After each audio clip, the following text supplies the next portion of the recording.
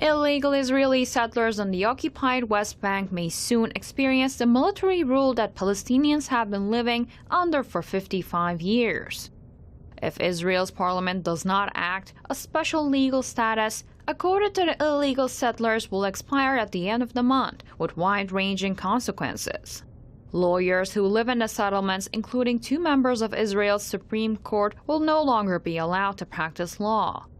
The illegal settlers would be subject to military courts usually reserved for Palestinians and would lose access to some public services. The non-passage of this bill is not legally significant in itself because lots of other legal band-aids can be found, but it's going to push to the forefront the question of the application of Israeli law to the territories, what some have called annexation. Now this is going to become an issue because the cost of not having Israeli civilian law applied in a regular fashion is really being highlighted now.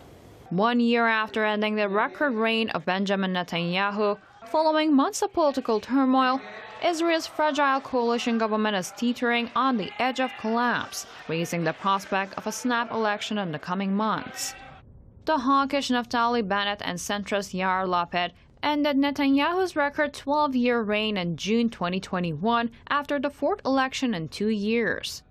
But with a razor-thin majority and deeply divided over major issues like the Israeli-Palestinian conflict, the coalition has struggled to hold together, and analysts predict a resounding crash. The result has been a series of defeats in key parliamentary votes, most recently on rolling over a law ensuring that Israeli settlers on the occupied West Bank, formerly under military jurisdiction, are covered by Israeli civil law. If the government will fall, the law will continue stay in effect till 3 months for the next